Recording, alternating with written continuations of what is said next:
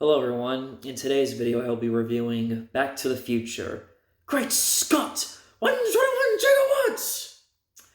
This year is the 35th anniversary of Back to the Future and, well, this video will be released tomorrow, November 5th, because November 5th, 1955 is the date that Marty McFly goes back to 1955 by accident. So I figured for the anniversary that would be the perfect day to release this video on. Back to the Future was released on July 3rd, 1985. The film was directed by Robert Zemeckis, as you all know, who has become a very well critically acclaimed film director for films like Who Framed Roger Rabbit, Forrest Gump, and Castaway, and Polar Express. It was produced by Robert Zemeckis and Neil Canton. It was written by Robert Zemeckis and Bob Gale. Steven Spielberg was the executive producer of this film. The story of Back to the Future goes, you have Marty McFly, played by Michael J. Fox. He has a girlfriend, he's in a band that gets rejected by the high school audition for being too loud. He wants to become a musician, he's worried about handing in his audition tape if he'll get rejected. We also see how Marty is not connected and close with his family. His father's a dweeb, his mother's an alcoholic because her brother did not get parole. And we also see how that she is not happy in her marriage because it's unfaithful. Marty is friends with Dr. Emmett Brown, who created a time machine out of a DeLorean.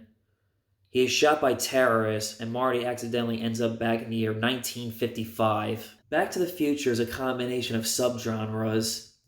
It's a comedy, it's science fiction, and it's a coming-of-age teen film. Yes, I know, continuity. It went from day to night, just like in an Ed Wood film. Well, I had to go to Costco with my mother, so what can you do? I love the intro scene where we see how Marty realizes that time has been reversed backwards, that makes Marty realize that he's late for school. He gets on his skateboard, and you have Power Love by Huey Lewis and the News in the background. It's awesome. It's a great song. Back to the Future is a movie that makes us all wish that we can go back in time and live in a different time period. It's also a film that makes us think about how, things that we regret, that we wish we can go back in time and fix. The only downside is, if we went back in time and fixed something that we regretted, we'll be changing, altering history, and we might be destroying the universe in the Big Bang. If I had a DeLorean time machine, get me out of 2020 from this pandemic and send me back to the good old 80s. The Future is a film that has a lot of dilemmas that goes from one dilemma to another dilemma. Few examples of these dilemmas are, one example, Marty ruins the way his parents met. Instead of George McFly getting hit by the car, he ends up getting hit by the car.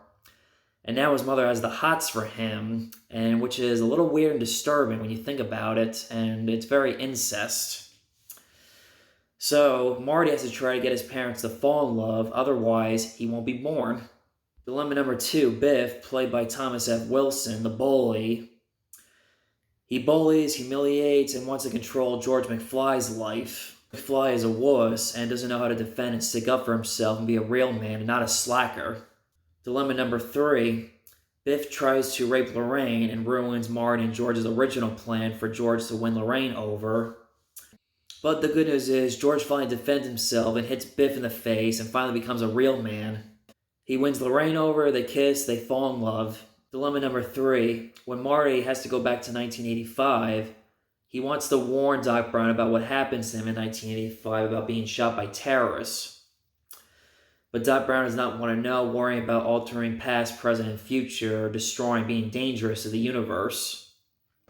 Before Marty's about to tell Doc what happens, a tree falls down, hitting the cable wires connected from the street light up to the clock tower. Doc Brown has to go back up to the clock tower to connect it, so that way Marty will go back to the future. One of my favorite funny moments in the movie is when Marty meets Doc Brown, the 1955 Doc Brown, and he tells him he's from the future. He doesn't believe him. And he asks him, who's president in 1985?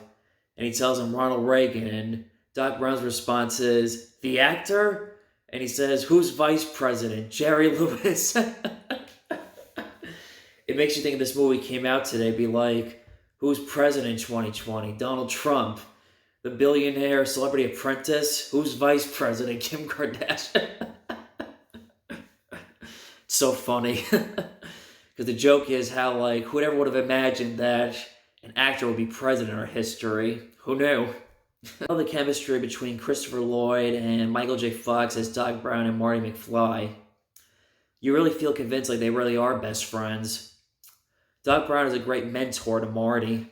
It doesn't really explain how they meet. It wasn't until like recent years in comic books it's finally explained how they met, but I'm not going to give the details about that. Maybe in the future I'll talk about like comic books to movies. I love Christopher Lloyd in this movie as Dr. Emmett Brown. He's funny, he's quirky, he's smart, he's brilliant. A little bit of a mad scientist sometimes, but not as a bit of a mad scientist compared to like Dr. Frankenstein or Dr. Herbert West from Reanimator. Growing up watching this film that I always wondered that I never really gave that much of a thought until now in recent years as a fan of this movie is when Marty goes back to 1985 and wakes up and finding out that things are different, his parents are very happy and very madly in love. It's like, how did his parents not recognize that that was him as Calvin Klein? From what I read recently at IMDb.com, writer Bob Gale of Back to the Future said that this was his explanation. This is something you could either take it or leave it, or still not be convinced that the reason why his parents don't recognize Marty as Calvin Klein because they only had like 1 week with him, and after 1 week, they just forgot about him, which is, I guess you could say, somewhat of an okay explanation, but this can go either way. You either take it or leave it, or still not be convinced. For me, I can just take it with a grain of salt and be like, okay, if that's how it is, then whatever. The best explanation? Maybe, maybe not. It's up to you to decide that one. Here's a little story about how when I was first introduced to Back to the Future before I saw the movies. When I was a little kid growing up in 2000s, I remember my parents took me to Universal Studios as a little kid. I remember going on the Back to the Future ride at Universal Studios. That was my intro to Back to the Future before I saw the films, not knowing that this was a movie. I just thought it was like a made-up ride at Universal Studios. And the ride was awesome. It really saddened me that they discontinued that ride because it was really a fun, cool ride. You get to go in the time machine DeLorean, you had to chase Biff, preventing him from destroying time and destroying the Big Bang in the universe. Around 2003, they released the whole trilogy set on a 3 DVD set, but I'm not really sure if that was the first time they released it on DVD or not. Back to the Future in like early 2003, and I loved it a lot as a kid watching it, and I still do to this day. My favorite moment in the movie that I love is after he gets his parents to fall in love at the Enchantment of the Sea dance, he sings the song Johnny Be Good by Chuck Berry, and one of the lead singers who accidentally cut his hand by accident trying to save Marty from getting out of his trunk in the car. He calls his cousin Chuck Berry. He goes, "Yo, Chuck, it's your cousin, Marvin Berry. You know that new sound you've been looking for? Well, listen to this." As if Chuck Berry got the inspiration from... It's a funny, cool moment and a little tribute to Chuck Berry. Fictional universe where Chuck Berry got the inspiration for the song Johnny Be Good. Here are some facts about the film. This is probably one of the biggest facts of the movie about how that originally Michael J. Fox turned down the part of Marty McFly because he was too busy with doing the show Family Ties. And originally they had casted Eric Stoltz in the lead role as Marty McFly. But what happened was, during the making of the film, Robert Zemeckis was not impressed with Eric Stoltz's acting because Eric Stoltz is a great actor, but he's not really a comedic actor. Eric Stoltz was playing the part too method acting rather than being funny.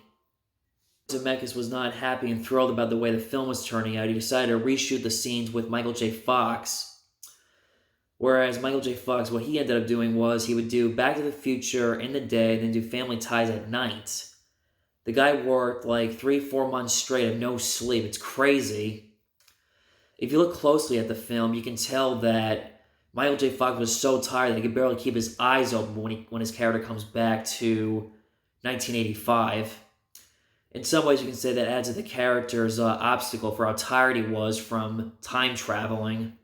Sad about this, it kind of blew my mind. Wow, I never would have guessed this as a kid watching Back to the Future, that Michael J. Fox turned it down. They got Eric Stoltz for the part, but he was fired because of how, he was not a funny actor.